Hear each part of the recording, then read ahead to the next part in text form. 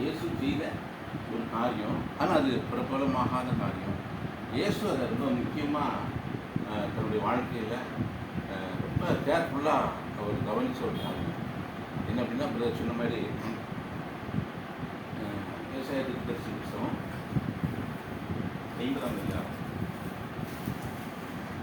4 சமயத்துக்கு வார்த்தை சொல்ல நான் அறியும்படிக்கு கர்த்தராகிய ஆண்டவர் எனக்கு கல்விமானின் நாவை தந்தருளினார். கல்விமானின் நாவை தந்தருளினார். காலைதோறும் என்னை எழுப்புகிறார். கற்றுக்கொள்கிறவர்களைப் போல நான் கேட்கும்படி என் செவியை கவனிக்க செய்கிறார். என் செவியை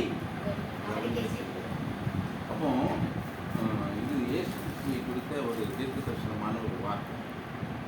ஒரு மனுஷங்க மற்றவங்களுக்கு ஆறுதலாய் அல்லது அவங்களுக்கு இலைப்படிந்தவனுக்கு சமயத்துக்கேற்ற ஒரு வார்த்தை சொல்லணும்னா அவன் முதல்ல எப்படிப்பட்டவன்? கல்விமானின் நாவை. கல்விமான் அப்படின்னா கற்றுக்கொள்கிறவன். என்பது நிறைய காரியங்களை கற்றுக்கொள்ளக்கூடிய மனநிலையை நீங்கள் பேசினாங்க. உண்மையிலே நம்ம நிறைய பேருக்கு எங்கேயுமே பாருங்கள், இந்த கற்றுக்கொள்ள வேண்டும் என்ற ஆவலை விட கற்றுக் கொடுக்க வேண்டும் என்ற வாழ்க்கை தான் நிறைய பேர்.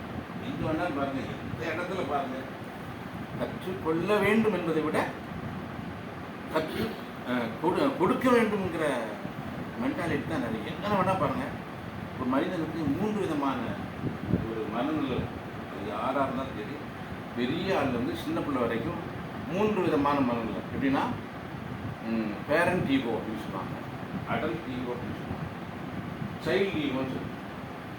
அப்போ இந்த 3 விதமான மனநிலை எல்லாருக்கும் இருக்கும். ஆவிக்குரிய வாழ்க்கையிலையும் இருக்கும், பூமிக்குரிய வாழ்க்கையில் இருக்கும், குடும்பத்தில் இருக்கும், சமுதாயத்தில் இருக்கும், எங்கே போனாங்க, சபைக்கு போனால் சபையில் இருக்கும். பேரண்ட் ஈகோ அப்படின்னா எதுனாலும் நான் தான் நினச்சிது, நான் சொல்கிறதான் கேட்கணும், நான் சொல்ல தான் கரெக்டு அப்படிங்கிறது. சைல்டு ஈகோன்னா அவங்க சொன்னதே நினைச்சிருப்பாங்க, சொல்லிட்டே இருக்கும், அவங்க யோசிக்கவே மாட்டாங்க, அவன் பிடிச்ச முயலுக்கு 3 கால் அப்படி தான் இருக்கும். ஆனால் உலக வாழ்க்கையில் இயேசு கிறிஸ்து பூமியில் வரும்போது கற்றுக்கொண்டார்.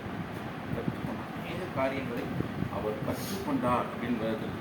இன்றைக்கி நமக்கு குடும்பத்துலேயும் சரி, நம்ம எந்த இடத்துலையுமே கற்றுக்கொள்ளக்கூடிய ஒரு மனநிலை சொல்லும்போது நான் அதை யோசிப்பாங்க.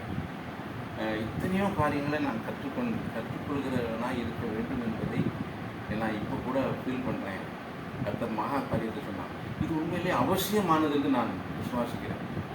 கிறிஸ்தவ வாழ்க்கை என்பது அற்புதம், அதிசயம், இதெல்லாம் ஆண்டவர் எக்ஸ்ட்ராடினரியாக அவர் தம்மை வெளிப்படுத்துறதுக்காக செய்தார். ஆனால் இயேசு என்ன செய்து எப்படிப்பட்டவராக இருந்தார் அப்படின்னு பார்க்கும்போது பிலிப்பியர் இருக்கும்